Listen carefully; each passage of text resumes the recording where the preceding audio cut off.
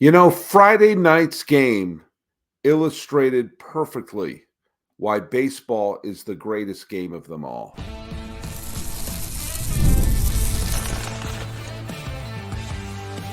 You are Locked On A's, your daily Oakland A's podcast, part of the Locked On Podcast Network, your team every day.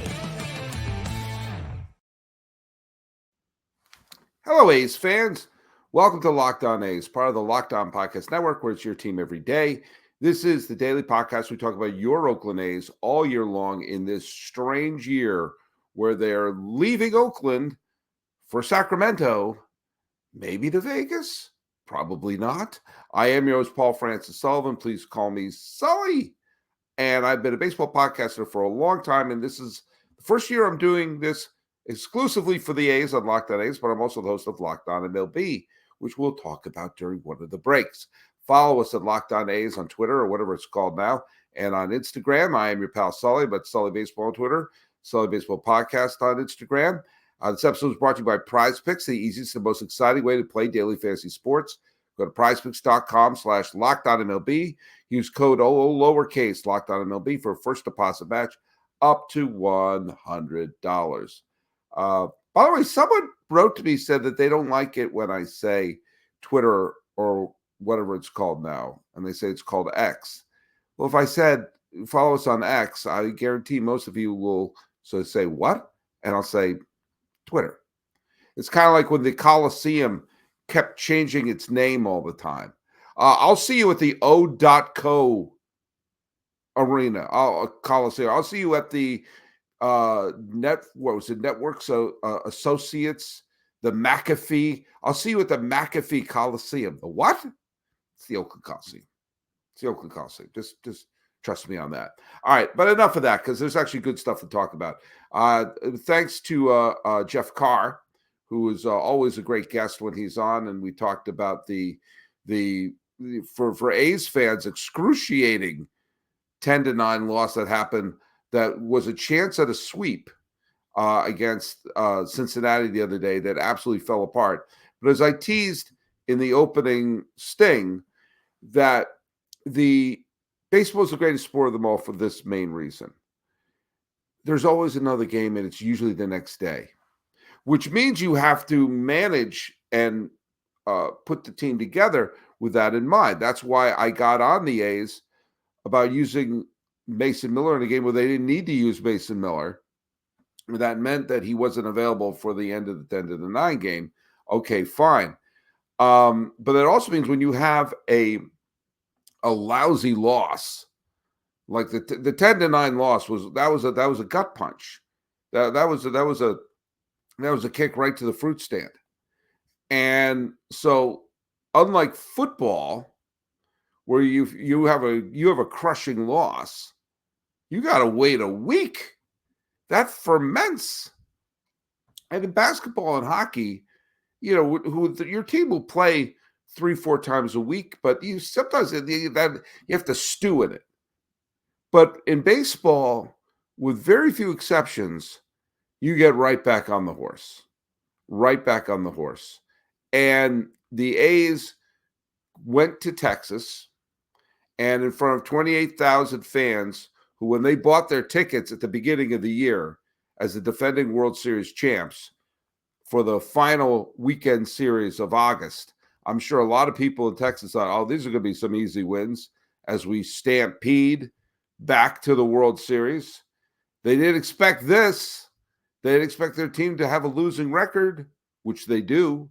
The Texas Rangers, the defending World Series champs, are now, say it with me, folks, 9 games under 500. If they lose 10 more games, they will defend their World Series title with a losing record. Ha! So, dust themselves off. Gray is pitching for Texas. Sears is pitching for Oakland. And with 1 out and nobody on, Brent Rooker homers. Right away, punch to the mouth. And while Texas did indeed tie the game in the second inning, Bleday homered and hit his 3-run home run in the third, and it made it 4-1. And at that moment, with Sears pitching well, and the A's clearly saying, all right, rearview mirror time. I never got nervous the rest of the game. Now, partly was Sears was very good. He let up the home run, sure. He let up a few more hits. He walked a couple more. He walked 2 batters, but Sears never let them rally. The Rangers couldn't get a big rally together.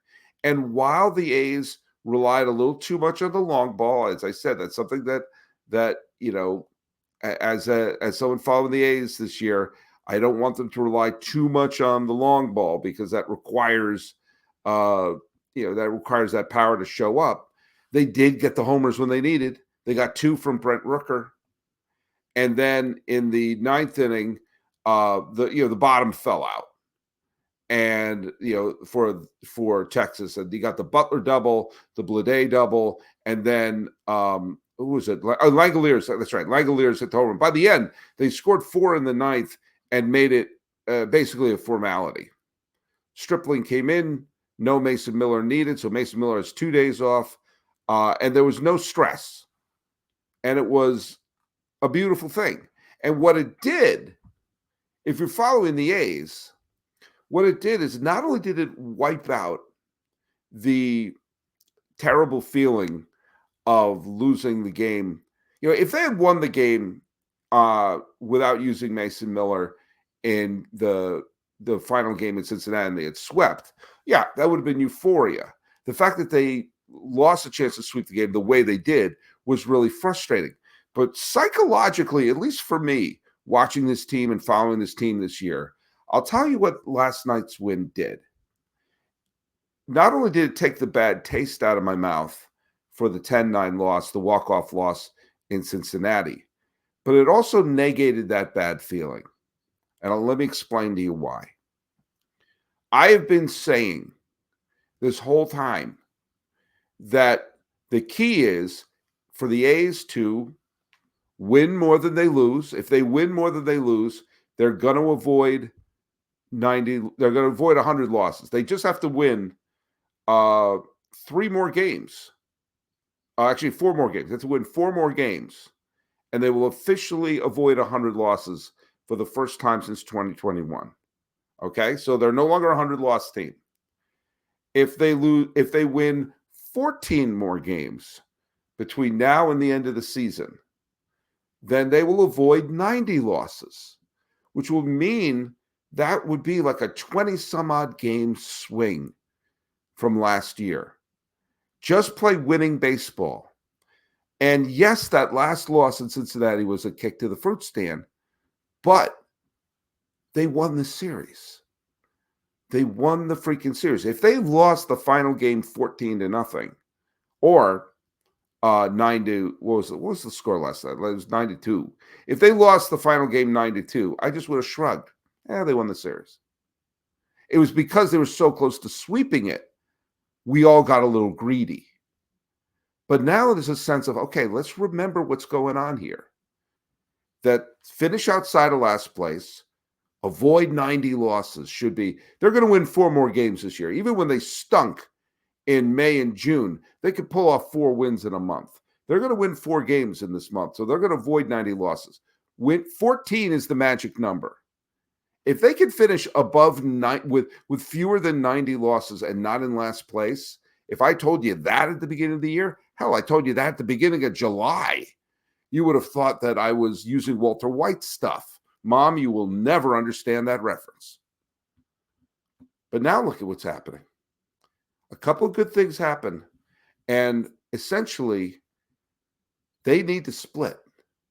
And when we come back, we're going to talk a little clearer about how well things are going and the fact that last night's game, well, do you know what?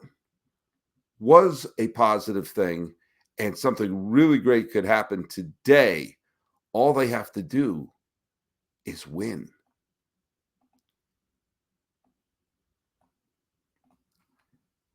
Hey, let's hear from our friends over at Liquid IV. Now, let me tell you something.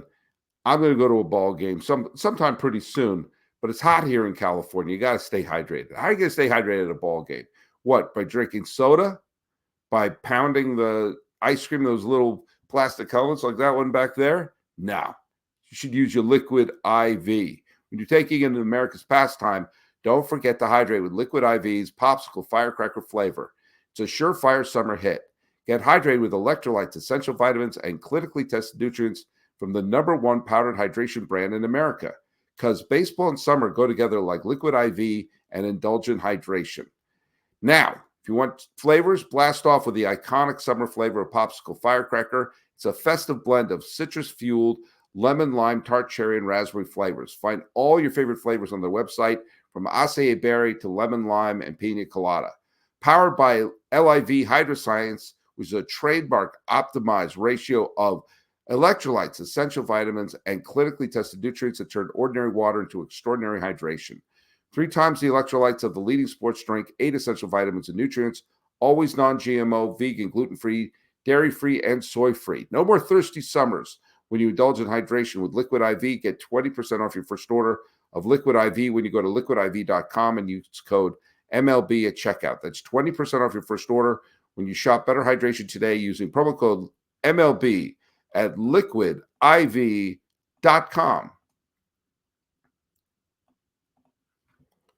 This is a reminder that Locked On has created the first ever national 24/7 sports news channel. It's on YouTube and it's Locked On. It's Locked On. Sorry, part of the Locked On Podcast Network. It's your team every day.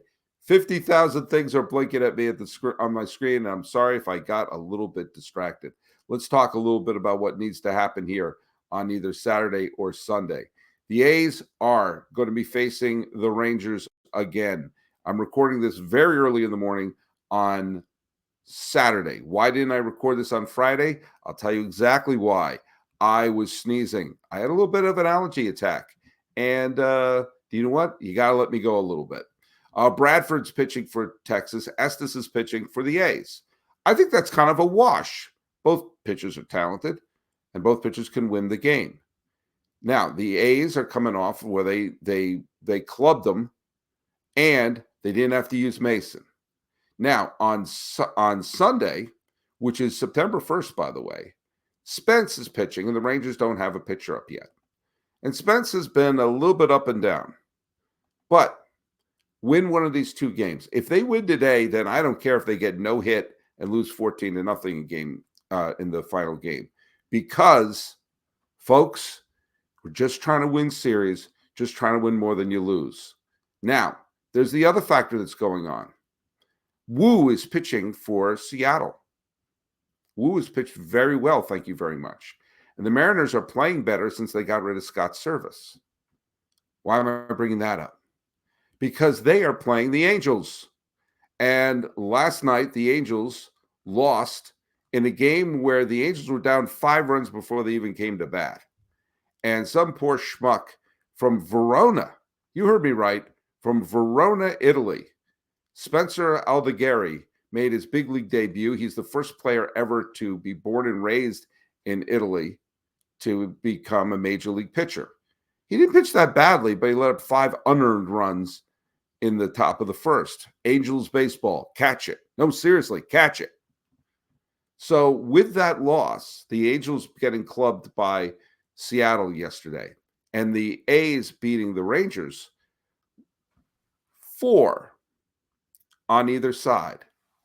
The A's are now 4 games ahead of the Angels. The Angels are in the cellar, and the A's are ahead of them by 4 games. The idea of not finishing in last place with his team was a big part of one of the goals that as A's fans we're hoping to have. Hey, don't finish in last. You've got a management that doesn't care, a management that isn't even trying to put a winning product on the field. In fact, like the movie Major League, it would probably behoove A's management that the A's are a 100-some-odd loss team and bad attendance is like, you see, we can't compete. Instead of a team that's going to have a 20-some-odd game swing positively and are going to probably bring a competitive team to Sacramento next year. Don't finish in last. But what about third? Well, right now, the A's are, say it with me, folks, 4 games behind the Texas Rangers. And if they just split, If they just split the next 2 games, it will guarantee that they will go into Labor Day only 4 games out of third place and several head-to-head games between the 2 clubs. And the Rangers are very close to shutting things down. The defending World Series champions are not going to make the playoffs this year. That's pretty evident. They're 6 games behind the Mariners, and the Mariners are 3 games out. So they're essentially 9 games out of a playoff spot right now with about a month to go. They're not making it. So at some point, and Bruce Bochy is a smart manager. I saw him do this with the Giants a bunch of times. Because remember, every other year the Giants win the World Series, and every other year they wouldn't make the playoffs. And he always seemed to be smart to know, like, time to pack it in. Time to shut it down. I'd rather have my players rested and avoid injuries for meaningless games in September and be ready to go come April. And I have no doubt the Rangers are going to be a competitive team next year.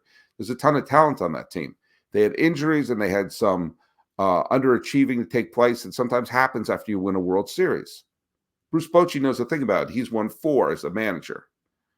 But if the Rangers are starting to play shut it down ball, and the A's are continuing to play let's win now ball, especially when you consider they didn't break the team up at the trade deadline. Brent Rooker is not hitting these home runs for the Baltimore Orioles or for the Philadelphia Phillies or whatever team he thought he was going to be traded to. He's doing it for the A's. Mason Miller has not been traded away to this contender or that. He's closing games for the A's. Sears is winning games for the A's. Estes is pitching for the A's. All these pitchers are pitchers we all thought they were all going to be traded away, and they thought there'd be nothing left on the carcass for August. Instead, it's a competitive team. Can they make up 4 games against a team that will pretty much be packed up? And by the way, I'll be at the final head-to-head game that's going to take place at the final game at the Oakland Coliseum. Third place is within their grasp. Now, of course, if they win the next 2 games, then they're going to go into Labor Day 2 games out of third, of which I would all but hand third place to the A's. The third place A's, who would have thought of that? Is it a lock? Of course it's not. The A's could absolutely have a grotesque September. We all know that's in the cards. But the fact that we're looking at this year and thinking, like, could this be a third place team with fewer than 90 losses? It's not bad. PrizePicks is America's #1 daily fantasy sports app with over 5 million active members. PrizePicks is the easiest and most exciting way to play daily fantasy sports. Unlike other apps, on PrizePicks, it's just you against the numbers. All you do is pick more than or less than on 2 to 6 player stat projections. Watch the winnings roll in. Get in on the daily action with your friends and become part of the PrizePicks community today. You can now win up to 100 times your money on PrizePicks with as few as 4 correct picks. You can turn $10 into $1,000. Sign up today and get $50 instantly when you play $5. You don't even need to win to get that $50 bonus. It's guaranteed, and it's available in more than 30 states across the country, including Texas, Georgia, and right here in California. Download the PrizePicks app today. Use the code LOCKEDONMLB. Get $50 instantly when you play $5. That's code LOCKEDONMLB on PrizePicks to get $50 instantly when you play $5. You don't even need to win to receive the $50 bonus. It's guaranteed. PrizePicks, run your game. Thanks so much for making Locked On A's your first listen today. Now check out my other show, Locked On MLB, where I get you prepared for the Fall Classic. I got it covered every single day. You can find the link to Locked On MLB in the description, so you don't need to search. Part of the Locked On Podcast Network, where it's your team every day. One of the perils when a team moves from city to city, and I've mentioned this before, is the legends of the previous cities get lost in the shuffle. There are great players from the Philadelphia A's who legacy don't belong to the Phillies, and it's difficult to say they belong to A's fans because, well, they played so long ago in a different city. On this day in 1875 in Gettysburg, which I think was about 11 years after the Battle of Gettysburg. It's 4 and 7 plus that, and you carry the 4 score. I don't know, do the math, but it was about a decade after the Battle of Gettysburg. In Gettysburg, Eddie Plank was born. It's a long time ago. Eddie Plank was born, and in 1901, the same year my grandmother was born, he started to pitch for the Philadelphia A's and was a big, big part of the team that wound up winning 3 World Series titles: the 1910 World Series title, the 1911 World Series title, and the 1913 World Series title. He became the first left-handed pitcher to win 100 games, to win 200 games. He was the first left-handed pitcher to win 300 games. He wound up finishing with 326 career victories. And he, as I said, he pitched in multiple World Series. And he was a veteran when they wound up going to he had played on the Philadelphia A's teams that went to the World Series in the early 1900s and became a mainstay and their big ace. Now, there is a aspect of his career that I find interesting, and people talked about him in a way that seems, for the lack of a better word, modern. He won 20 games 7 times with the Philadelphia A's, and he didn't get the publicity of some of the other big star pitchers of the time. He just was super consistent. He was kind of like Mike Mussina in that way, where the Pedro Martinezes and the Greg Maddoxes and the Randy Johnsons and the Curt Schillings of the world got more attention, but Mussina was just slow and steady winning the race. But this was also a time where players didn't have a lot of leverage. They didn't get paid that much. And they didn't have any, because of the reserve clause, a team could keep a player on their squad indefinitely unless they were ready to get rid of him. Well, the 1914 World Series, the A's got swept by the Braves. Now, there have been rumors of a lot of shenanigans that happened about the 1914 World Series. I'm doing some research about that. Let me just put it this way. We all know the White Sox threw the 1919 World Series. There's no reason to think that's the only World Series where there was tomfoolery going around. The fact that the A's were incredibly favored in 1914 against the Boston Braves and then got swept is a great story for Rabbit Marinville and the Boston Braves. But also the way the A's reacted to it made me wonder what's going on here. Something was going on, and I've been reading a lot about this. There was a third league called the Federal League that was trying to get a foothold and play in a lot of markets that were not major league markets, and a few that were. They were trying to be a third major league. And the one thing that they were offering their players was more money. And they were trying to bring some players aboard. And one of the players who said, "I'll bite," was Eddie Plank. Connie Mack, the owner-manager of the A's, was really mad at that 1914 team that lost the World Series, got swept by the Braves. Another reason why there's something suspicious about them. They had just won back-to-back pennants, and yet now Connie Mack was trying to break the team up. And instead of being sold to the New York Highlanders, later renamed the Yankees, Eddie Plank signed a contract with the Federal League. And here's the quote that Connie Mack said about Eddie Plank. "I wish him the best of luck. I was through with him. He was after the money." That doesn't sound like how people talked about players back then, right?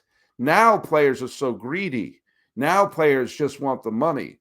Back then they played for the love of the game. Back then they played for loyalty. Incorrect. Survey says no. There was always money. It's just there was no way to go for the highest bidder. And the owners were always into money as well. They could get rid of a player, cut a player's salary. Why do you think the White Sox threw that World Series? Because they're evil or they want to end up in Kevin Costner's farm? Because they were underpaid.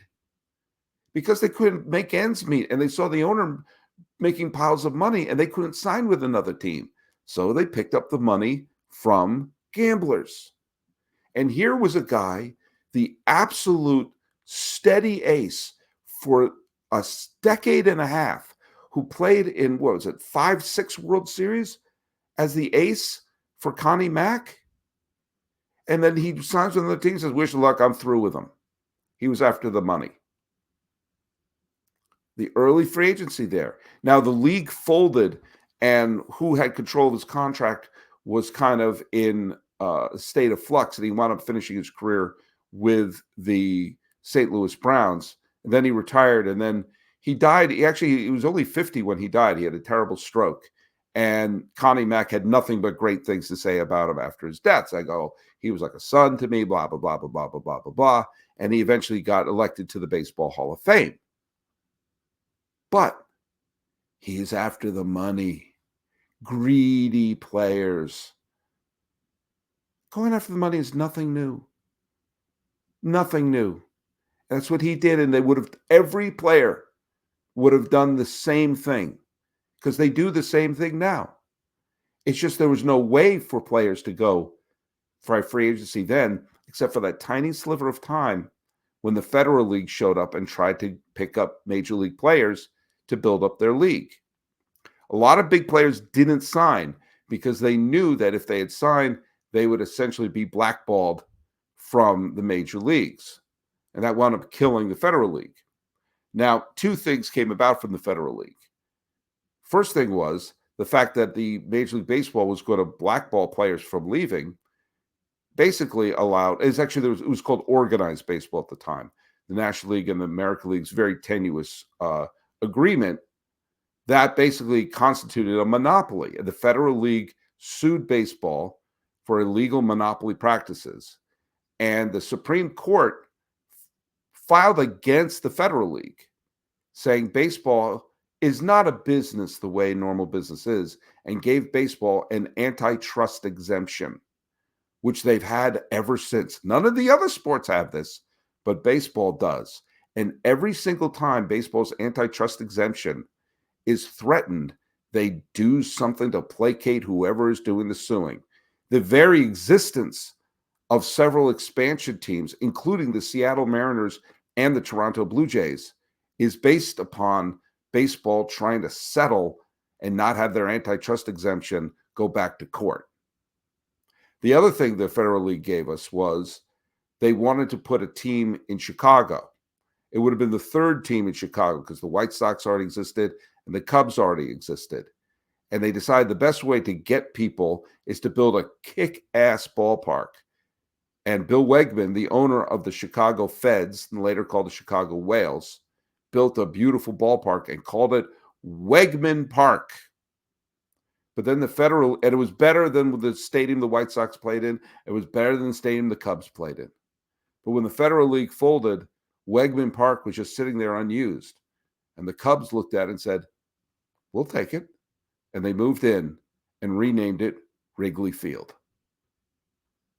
And a few stars did play there, including Eddie Plank, a Hall of Famer whose legacy is not marked by the A's on the field and not remembered by Philadelphia fans, but at least we'll be remembered here on Locked On A's. So let's hope the A's win and creep closer to 3rd place. So follow us at Locked On A's on Twitter or whatever it's called now. I'm your pal Sully. I'm at Sully Baseball on Twitter, Sully Baseball Podcast on Instagram. Talking about a rebound win, Brent Rooker's homer, and giving Eddie Plank his due. This is Locked On A's. I am your host, Paul Francis Sullivan. Please call me Sully.